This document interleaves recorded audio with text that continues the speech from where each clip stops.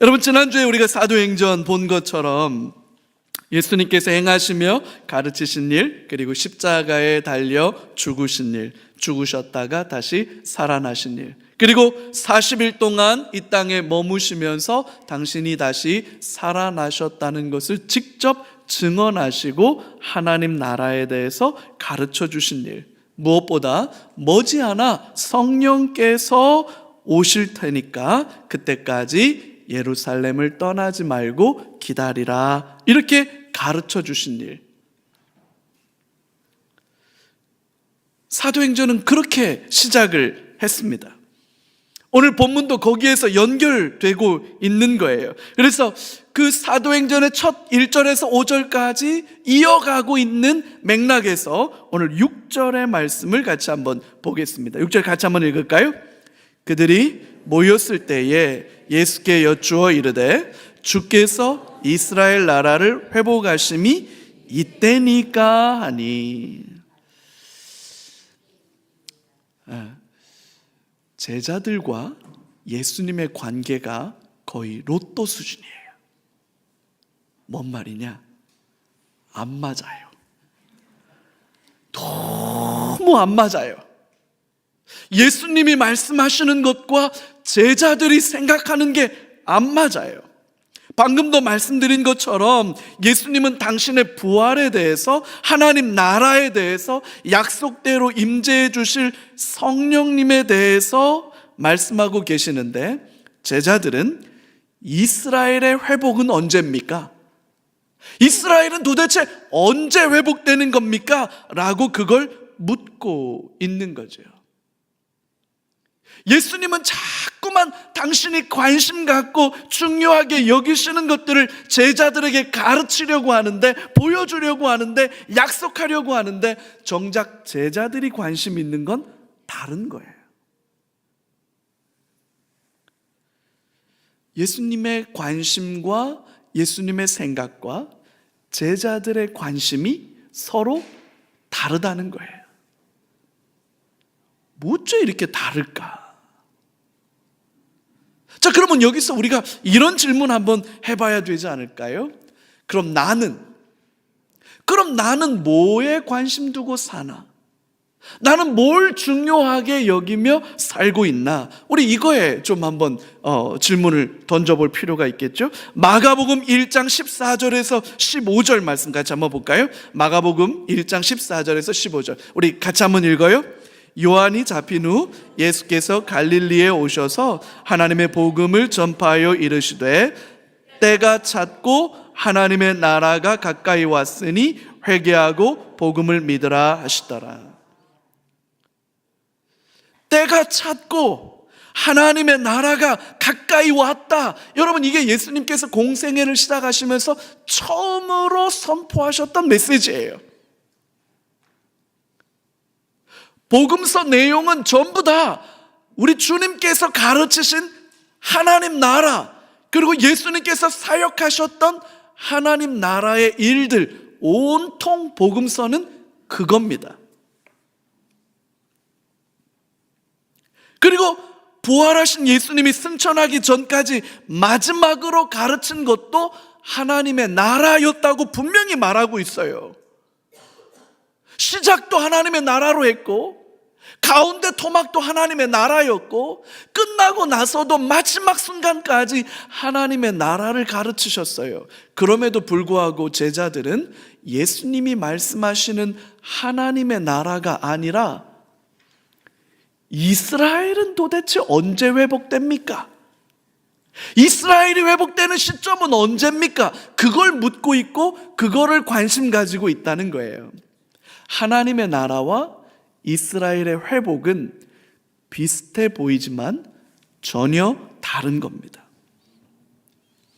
제자들은 여전히 정치적 메시아에 대한 생각을 벗어나고 있지 못하는 거예요. 왜 이런 일이 벌어졌느냐? 그 당시만 해도 이스라엘은 로마로부터 식민지 통치를 받고 있었습니다. 남의 나라로부터 지배를 받고 있다는 게 얼마나 억울하고 고통스러운 일인지 여러분 우리도 조금은 알지 않습니까? 지난 주일이 3.1절이었어요. 3.1절. 3.1절, 광복절. 여러분 그들도 로마의 지배로부터 벗어나 독립된 나라를 회복하는 것을 얼마나 갈망했는지 모릅니다. 왜 이렇게 이스라엘의 독립과 회복을 갈망했느냐? 그게 먹고 사는 문제와 직결되어 있기 때문입니다. 결국 제자들은 먹고 사는 문제로부터 한치도 벗어나 본 적이 없는 거예요. 여러분 우리도 일제시대 때 쌀이 나면 죄다 일본으로 가져갔습니다. 그래서 우리나라에는 쌀이 부족했어요. 쌀이 부족하니까 쌀값이 올라가죠. 그러니까 사람들이 먹을 수 있는 식량을 구할 수가 없었어요. 그래서 어떻게 됩니까? 풀뿌리 캐먹고 나무 껍질 벗겨 먹을 수밖에 없었어요. 우리말 한글을 쓰지 못하게 했고 이름도 다 일본식으로 나카무라, 스메끼리, 바케스 뭐 이렇게 다 바꿔버렸습니다. 여러분 일본의 충성을 맹세하지 않고는 공무원이 될 수 없어요. 여러분 공무원이 된다는 게 무슨 뜻입니까? 정책을 입안하고 정책을 집행한다는 거예요. 국민들의 편에서 국민들을 위한 정책과 행정을 해야 하는데 그 행정과 정책을 해야 할 사람들은 일본의 충성을 맹세해야만 공무원이 될 수 있는 거예요. 대부분의 산업 자본들과 산업 시설들도 일본이 다 가지고 있었습니다. 그래서 좋은 직장에 취직하고 결혼하는 것도 쉽지 않았습니다. 그러니까 식민지 지배를 받고 있는 사람들의 마음속에는 우리가 언제쯤은 독립할 수 있을까? 언제쯤은 이 나라가 회복될 수 있을까? 왜요? 그게 내가 먹고 사는 문제와 직결되어 있으니까요. 바보야, 문제는 경제야. It's the economy, stupid. 수년 전 미국 대선 캠프에 캐치프레이즈였어요. 왼쪽이냐 오른쪽이냐 가지고 뭐 싸우는 것 같고 이념 논쟁하는 것 같지만 여러분 실제로 투표장에서 어느 정권을 지지할 거냐라고 묻는 의사결정의 가장 중요한 팩터는 경제입니다. 먹고 사는 문제예요. 당장의 환율 올라가고 당장의 기름값 올라가고 당장의 라면값 올라가면 여러분 어떤 정권도 여러분 지지를 받을 수가 없어요. 먹고 사는 문제가 이렇게 중요합니다. 여러분 지금 미국이 이란과 전쟁을 벌이고 있는 이유가 뭡니까? 결국 경제 문제예요. 먹고 사는 문제죠. 제자들도 예외는 아니었던 것 같아요. 그래서 예수님은 끊임없이 처음부터 중간에도 마지막에도 그 결정적인 순간에도 늘 주님은 하나님 나라를 말씀하셨거든요. 근데 제자들은 예수님이 말씀하시는 이 하나님 나라를 이스라엘의 독립과 회복으로 들었던 거예요. 여러분 결국 자기가 보고 싶은 거 보고 자기가 듣고 싶은 거 듣는 겁니다. 부부싸움 할 때마다 이거 느끼지 않습니까? 여러분 저만 그렇습니까? 내가 언제 그런 말 했어? 근데 우리 안사람은 그 말을 그렇게 알아듣고 있는 거예요. 거꾸로 제 안사람이 저에게 했던 이야기를 저는 제가 앉은 자리에서 듣는 거예요. 똑같은 말을 했는데 그래서 며칠 전에 결론을 냈습니다. 우리 집을 녹화하자. 그냥 녹화하자. 안 되겠다. 녹화해가지고 이거 뭐 다시 CCTV 돌려보자. 이거 안 되겠다. 이거 여러분 예수님이 하시는 말을 제자들은 자기들이 듣고 싶은 방식으로 들어요. 주님이 왜 이렇게 아무 말씀도 안 하실까? 주님은 왜 이렇게 이것에 대해서 주님의 뜻을 말씀하지 않으실까라고 주님은 도무지 나에게 아무 말씀도 안 하셔 라고 생각하는 분 혹시 계시다면 여러분 그게 어쩌면 여러분에게 주님이 아무 말씀도 안 하신 게 아니라 여러분에게 끊임없이 주님은 말씀하시는데 여러분은 듣고 싶은 게 있어서 그것만 생각하고 있기 때문은 아닌가?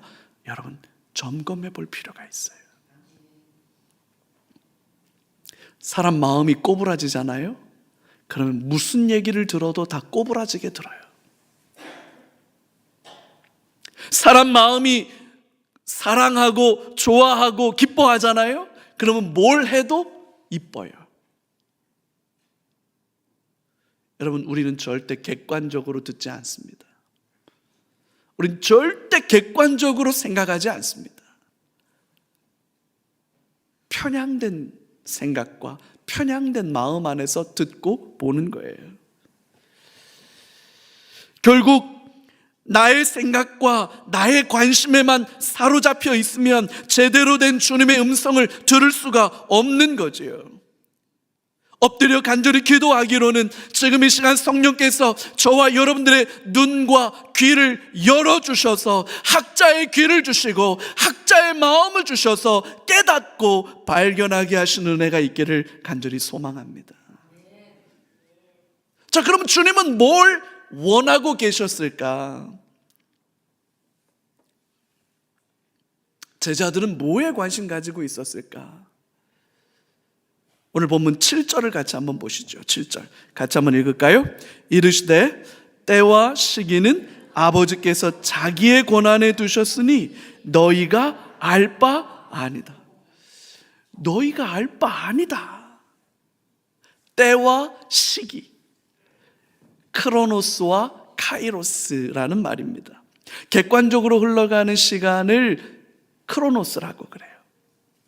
결정적이고 특별한 의미 있는 시간을 카이로스라고 하죠.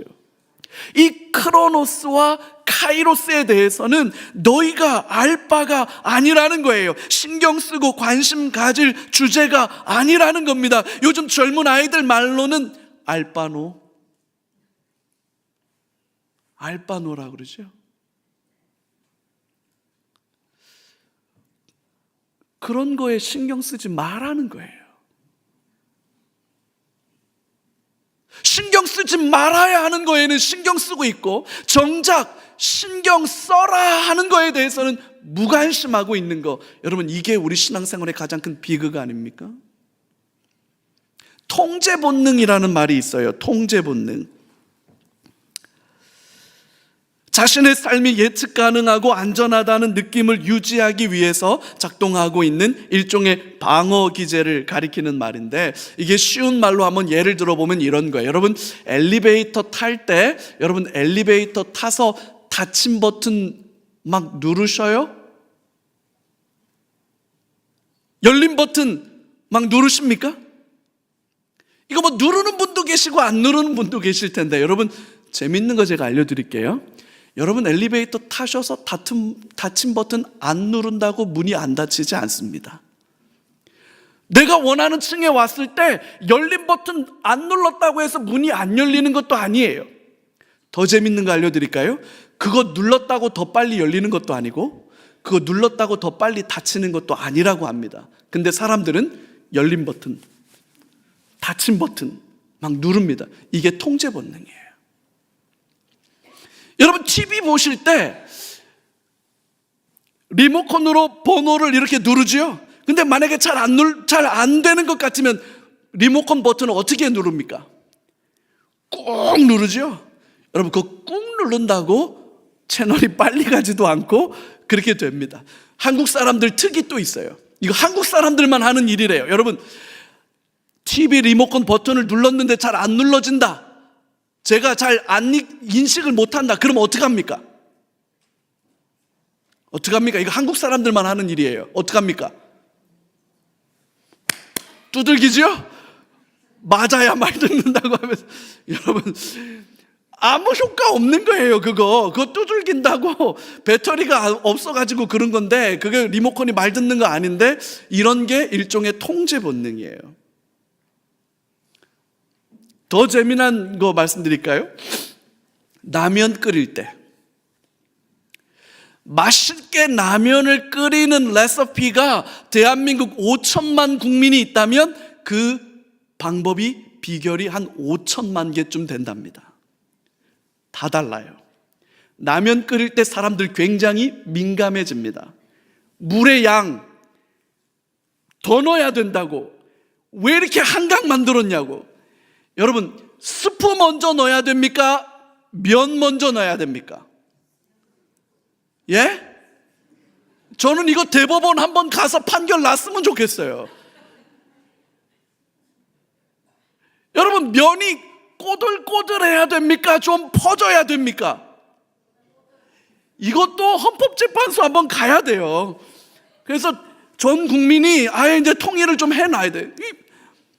여러분, 계란 넣어야 됩니까? 말아야 됩니까? 김치 있어야 됩니까? 파김치 있어야 됩니까? 다 달라요. 다 달라요. 그래서 다른 사람이 라면 끓일 때 예민해집니다. 지금 스프 넣어. 난 면부터 넣는데 지금 스프 넣어. 면 건질 때 지금 빨리 건져. 난 좀 퍼진 거 좋아하는데. 여러분, 이런 게 통제 본능이에요. 내가 원하는 방식대로, 내가 원하는 때에, 내가 원하는 스타일로 일이 되어야만 우리는 편안하게 느껴요. 끊임없이 내가 통제하려고 그래요. 내가 통제한다는 느낌을 갖는 가장 결정적인 요소가 뭐냐면 때와 시간을 아는 거예요. 도대체 이게 언제 되는 겁니까? 이 문제가 언제쯤 해결되는 겁니까? 아직도 기다려야 됩니까? 아직도 안 됐습니까? 이 시간을 아는 거, 이 때를 아는 거, 이때 우리는 비로소 편안함을 느껴요. 그게 통제 본능이거든요. 그래서 주님이 말씀하시는 거예요. 때와 시간은 너희가 알 바가 아니다. 그건 누가 하신다고요? 그건 아버지께서 하신다는 거예요. 여러분, 결정은 하나님이 하십니다. 통제는 하나님이 하십니다. 주권은 아버지 하나님만 가지고 계신 거예요. 그래서 너희가 알 바 아니다. 하나님께 맡겨 놓아야 할 게 있고 내가 충성하고 헌신해서 순종해야 할 게 있는 거예요. 믿음으로 때와 시기는 하나님께 내어드리는 거예요. 하나님께 맡겨드리는 거예요. 그건 내가 통제하는 거 아니에요. 내가 이렇게 저렇게 주도하는 거 아니에요. 이건 맡겨드리는 거예요. 반면에 순종해야 되는 거 있어요. 이 순종해야 되는 건 하나님께 막 자꾸 미루고 거꾸로 하나님께 맡겨 놓아야 되는 건 내 멋대로 다루고 싶어가지고 내가 컨트롤하고 싶다는 거예요. 여러분, 그래서 주님 이 말씀 하시는 거예요. 이걸 분별할 줄 아는 게 진짜 지혜이자 성숙인 줄로 믿습니다. 자, 그건 너희들이 알 바가 아니다. 그건 아버지께서 결정하시는 거다. 그러면 우리가 신경 써야 될 건 뭐라는 걸까요? 그게 8절이에요. 8절. 자, 8절 같이 한번 읽어봐요. 시작. 오직 성령이 너희에게 임하시면 너희가 권능을 받고 예루살렘과 온 유대와 사마리아와 땅 끝까지 이르러 내 증인이 되리라 하시니라. 아멘. 여러분, 여기서 오직이라고 하는 이 단어를 주목해 볼 필요가 있습니다. 자, 여러분 조금만 용기를 내주세요. 우리 중학교 때 배웠던 기초 영문법으로 돌아가서 여러분 우리 배웠던 not A but B 구문 혹시 기억나요? not A, A가 아니라 but B. 그러면 여러분 강조점은 어디에 있는 겁니까? 이 B에 있는 거죠. A가 아니라 B를 해라 이렇게 말씀하시는 거예요. 딱 그 문장이에요. 이게 때와 시기에 대해서는 너희가 알 바가 아니다. Not A, but 그게 오직이라고 하는 말로 우리말로는 번역했지만 알라라고 하는 헬라어 단어로 그러나라고 하는 역적 접속사예요. 그러나 오직 너희가 관심 가져야 할 것은 B다라고 말씀을 하고 있는 거죠. 그 B의 내용의 중요한 핵심은 뭡니까? 얼마 지나지 않아 약속하신 대로 성령님께서 오실 거라는 거예요. 성령님이 오시면 엄청난 권능을 받게 될 거라는 거예요. 그러면 그 권능으로 저와 여러분들은 증인이 되어서 예루살렘과 유대와 사마리아와 땅끝까지 증인이 된다, 이렇게 말씀하고 계시는 거예요. 자, 증인이 되어서 우리가 복음의 증인으로 살아가야 할 첫 번째 장소가 예루살렘이라고 말씀하고 있네요. 여러분, 지난주에도 제가 말씀드렸죠. 이 당시 제자들에게 예루살렘은 어떤 곳입니까? 지금 저와 여러분들은 예루살렘 하면 꿈 같은 곳이잖아요. 가보고 싶은 버킷리스트 1번에 있는 도시들 중에 하나 아닙니까? 거기 가서 뭔가 좀 멋있는 것 누려보고 싶은 생각들이 있죠. 그러나 여러분, 그 당시 예루살렘은, 제자들에게 예루살렘은 어떤 공간이었습니까? 예수님을 잔인하게 십자가 못 박아 죽여버린 공포와 두려움의 공간이에요. 불과 얼마 전에 예수님을 그렇게 죽여버린 공간이기 때문에 나는 예수님을 믿는다라고 말하고 예수님이 부활하셨다라고 말하면 사람들로부터 냉대와 혐오를 받을 수밖에 없는, 여러분, 척박한 공간이라고 보아야 해요. 지금처럼 우리들에게 꿈의 도시가 아닙니다. 그곳에서, 예루살렘에서 예수가 부활하셨고 예수의 하나님 나라와 예수가 다시 오실 거라고 증언하는 것 자체는 목숨을 걸지 않으면 불가능한 일이에요. 유대는 어떤 땅입니까? 여전히 바리새인들과 사두개인들, 유대인들이 장악하고 있는 복음에 대해서, 예수에 대해서 배타적인 공간이에요. 사마리아는 어떤 곳입니까? 유대 사람들에게는 터부의 공간이에요. 가고 싶지 않은, 상종하고 싶지 않은, 절대로 그들과는 엮이고 싶지 않은 혐오와 배제의 공간이죠. 땅끝은 어떤 공간입니까? 땅끝, 알 수 없는 미지의 땅이죠. 그래서 막연하고 두렵고 불가능하게 느껴지는 곳 아니겠습니까? 당장 먹고 살기도 힘들어 죽겠는데 뭔 땅끝입니까? 아니, 그렇게 우리가 한가하고 그렇게 우리가 넉넉하지도 않은데 말입니다. 예루살렘도, 유대도, 사마리아도, 땅끝도 여러분, 복음의 증인으로 살아가기에는 호락호락하지 않고 만만하지 않았을 겁니다. 그럼에도 불구하고 본문은 이렇게 우리에게 말합니다. 성령이 오시면 너희는 증인이 될 거다, 이렇게 말하고 있다는 거예요. 이게 무슨 말이냐? 성령의 능력이라고 하는 건 손에서 장풍이 나가고 눈에서 무슨 막 레이저가 나가고 이런 게 아니라, 성령의 권능, 성령의 능력이라고 하는 건 평범하고 보잘것없는 사람들이 예수의 증인으로 살아갈 수 있게 된다라고 하는 거, 여러분, 여기에 능력이 있는 거예요. 성령의 능력으로 우리는 증인이 되는 겁니다. 근데 여러분, 여기서 진짜로 중요한, 정말로 이 본문 사도행전 1장 8절의 핵심 중에 핵심이 되는 게 뭐냐면, 여러분, 지금 예수님은 저와 여러분들에게 증인이 되어야 한다고 부담을 주거나 증인이 되라고 명령하고 있는 게 아니라는 거예요. 성령이 임하시면 우리의 존재가 뒤집어지고 변화되어서 자연스럽게 저와 여러분은 증인이 된다는 겁니다. 그래서 증인의 삶은 명령이나 당위의 문제가 아니라 존재의 변화로 서술하고 있다는 거예요.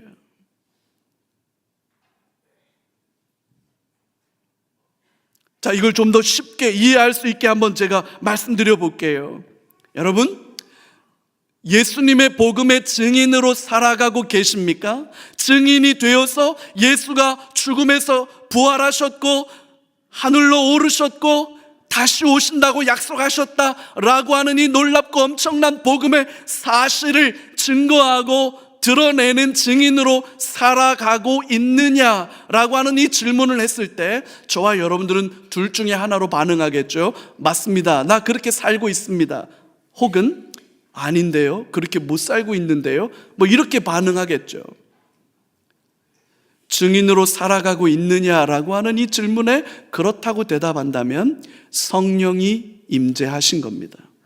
성령이 저와 여러분들을 변화시키고 새로워지게 하신 겁니다. 반면에 그렇지 않은 것 같은데요? 난 증인으로 살고 있지 않는 것 같은데요? 라고 생각이 된다면 여러분 어쩌면 성령과 상관없이 성령의 변화시키는 능력과는 상관없이 그저 예배당을 출입하는 하나의 종교인이 된 걸지도 모른다는 거예요.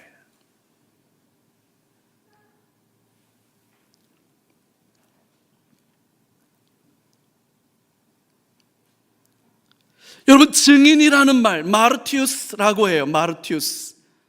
이 증인이라는 말은 고대 그리스 법정에서 사용되던 법정 용어였습니다. 자신이 직접 보고 들은 사실을 있는 그대로 재판장 앞에서 증언하는 거예요. 이건 너무나 중요한 권리이자 의무였습니다. 그래서 여러분, 법정에서는 선서를 하고 난 뒤에 자신이 목격한 사실을 그대로 증언하지 않으면 처벌받도록 합니다. 위증죄라는 거예요. 이게 지금도 우리나라 법정에서 여전히 유효하게 작용되고 있습니다.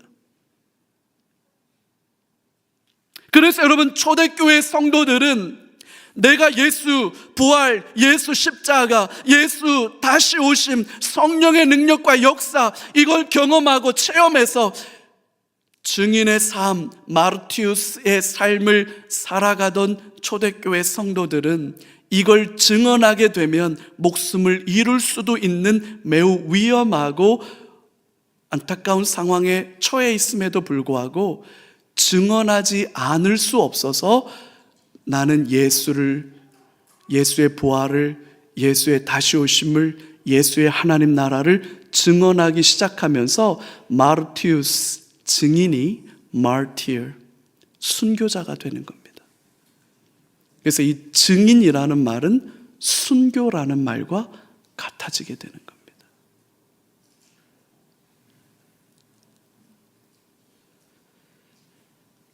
성령의 강력한 임재와 그 능력으로 존재 자체가 뒤집어지는 변화, 여러분, 이 변화가 결국 우리 모두를 증인이 되게 만드는 거예요. 성령이 임하시면 그 성령의 능력으로 우리는 권능을 받게 되는 거예요. 그 권능은 다른 게 아니라 저와 여러분의 존재 자체를 뒤집어 엎어놓는 거예요. 그래서 우리는 증인이 되는 거예요.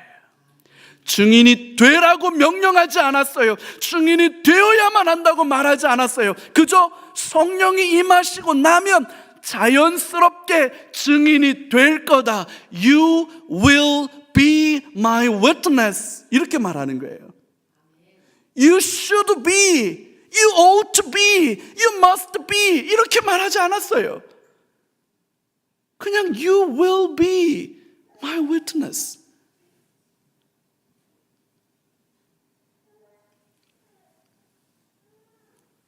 여러분, 이게 교회와 성도의 본질입니다. 교회는 뭐 하는 곳입니까? 성도는 뭐 하는 사람들입니까? 예수의 증인으로 살아가는 겁니다. 증인이 된다는 것이 때때로 목숨을 걸어야만 하는 일이 될 수도 있습니다. 그래서 마르티우스라고 하는 그 말이, 증인이란 말이 마티어라고 하는 순교자라고 하는 말로 변한다 할지라도 두려워하지 않고 그렇게 가는 거예요. 여러분, 그게 교회의 본질이에요.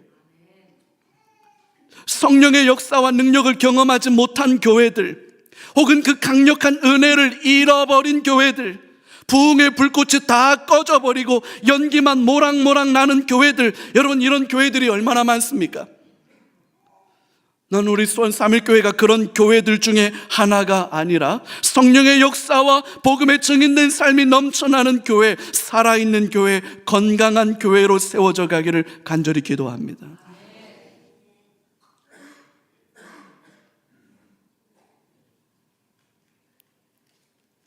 2000년 역사 속의 교회는 한 번도 증인으로 살아가기에 적합한 환경 안에 있었던 적이 없습니다. 제자들은 끊임없이 내 삶의 형편과 처지에 집착합니다. 먹고 사는 문제에 집착합니다. 그러나 주님은 처음부터 끝까지 우리에게 하나님 나라를 말씀하셨습니다.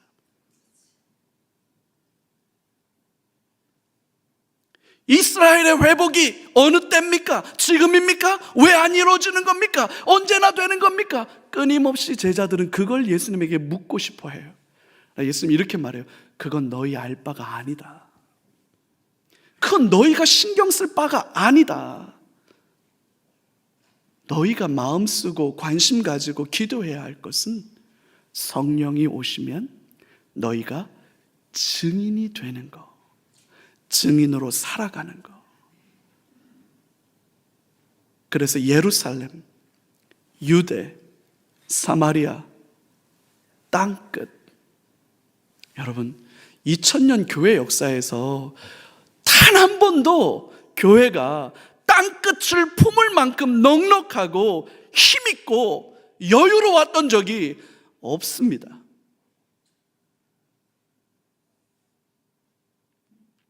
주님이 오신 그날까지 그런 여건은 열리지 않습니다. 그 시간이 주어지고 물질이 주어지고 건강이 주어지고 그런 상황과 여건으로 우리가 몰려가는 것이 아니라 저와 여러분이 성령 하나님 앞에서 사모하고 기도하고 소원하고 애쓸 때 성령의 능력으로 열려지는 거예요.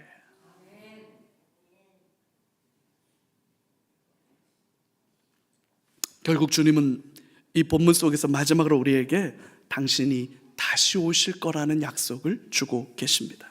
여러분, 끝이 있다는 것, 그것 자체가 축복이죠. 오늘 9절에서 11절이 이렇게 되어 있습니다. 이 말씀을 마치시고 그들이 보는데 올려져 가시니 구름이 그를 가리어 보이지 않게 하더라. 올라가실 때에 제자들이 자세히 하늘을 쳐다보고 있는데 흰옷 입은 두 사람이 그들 곁에 서서 이르되 갈릴리 사람들아 어찌하여 서서 하늘을 쳐다보느냐. 너희 가운데서 하늘로 올려지신 이 예수는 하늘로 가심을 본 그대로 오시리라 하였느니라. 아멘. 이별의 상실과 안타까움에 머물러 있던 제자들에게 어찌하여 하늘만 쳐다보고 있느냐라고 하지요. 주님 다시 오신다는 겁니다. 다시 오시기 때문에 염려하지 말라는 거예요. 두려워하지 말라는 거예요. 주님께서 당부하신 일, 성령께서 오실 때까지 기다리라는 거예요. 성령이 오시면 저와 여러분의 존재가 뒤집어지는 변화와 능력을 경험하게 될 거라는 거예요. 그렇게 되면 예루살렘과 유대와 사마리아와 땅끝까지 예수의 십자가 부활과 그분의 다시 오심을 증언하라는 거예요. 이걸 소명이라고 그래요. 그걸 개인적으로 자신의 삶에서 실천하는 걸 사명이라고 해요. 그럼에도 불구하고 여전히 먹고 사는 문제, 시집가고 장가가는 문제, 아파트 사고, 대출이자 갚고, 자녀들 공부시키는 문제, 직장에서 승진하고 사업이 확장되는 문제, 맞습니다. 여러분, 중요합니다. 여러분, 그래서 제자들도 늘 예루살렘, 이스라엘은 언제 회복되냐고 물었던 거예요.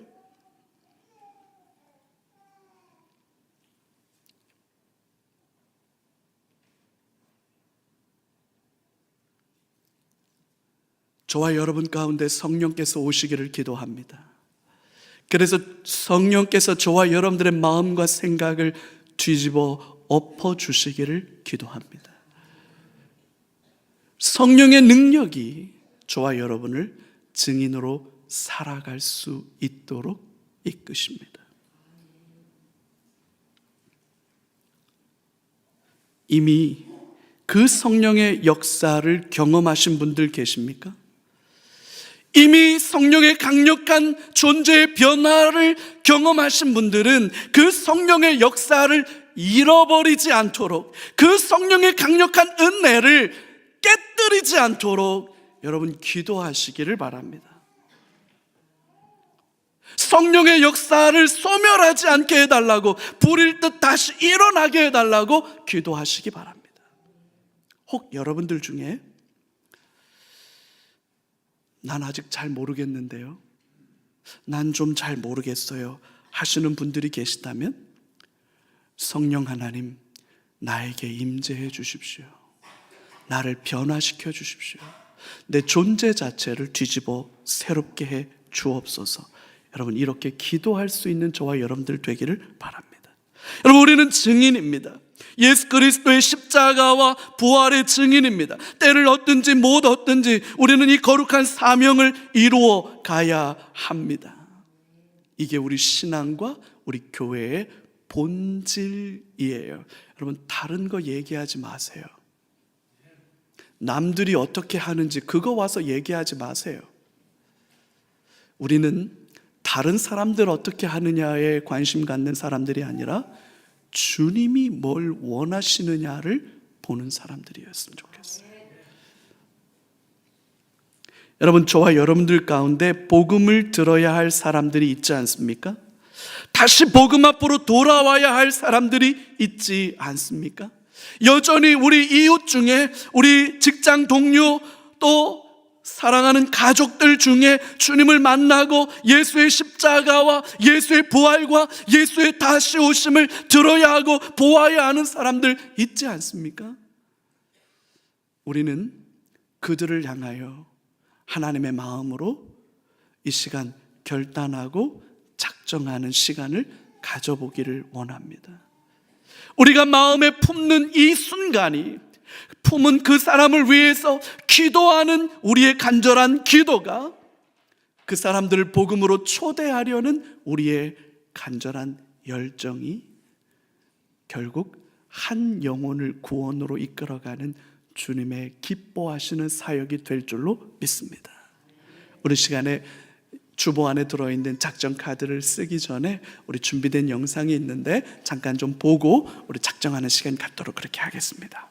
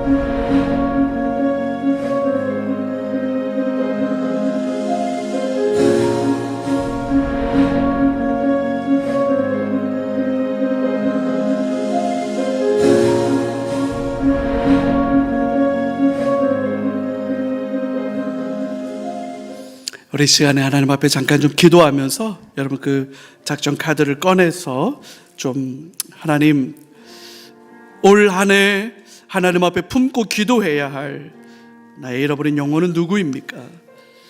다시 주님을 만나야 할 그 소중한 영혼은 누구입니까?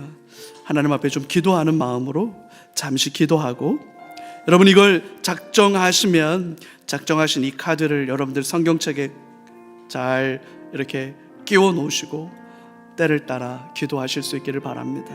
우리 시간에 하나님의 성령께서 인도하시는 대로 우리 작정하는 시간 잠깐 갖도록 하겠습니다. 혹시 볼펜이 필요하거나 카드가 필요하신 분들은 우리 옆에서 좀 도와주시면 고맙겠습니다.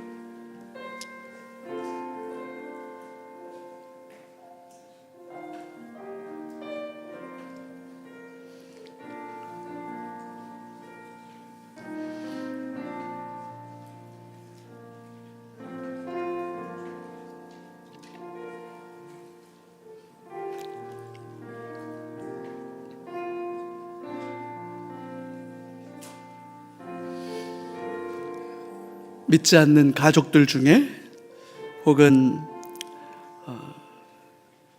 이웃과 동료들 중에 성령께서 저와 여러분들의 마음을 움직이셔서 복음의 증인으로 살아갈 수 있도록 우리를 도전하고 격려하는 그 사람. 작정자가 칸이 3개밖에 없는데 요 3개 가지고 뭘 하라고 그러느냐. 5명 적으셔도 되고 더 적으셔도 괜찮습니다. 뭐 3명 꼭 채워야 되느냐? 아닙니다. 1명 하셔도 됩니다. 정말로 내가 증인된 삶을 살아가고 복음을 나누어야 할 그 한 사람 작정하고 그 사람을 위해서 기도하고 그 사람을 초대하고 그 사람이 온전히 예수님을 만날 수 있도록 우리가 애쓰는 거, 그럼 그게 가장 귀한 줄로 믿습니다.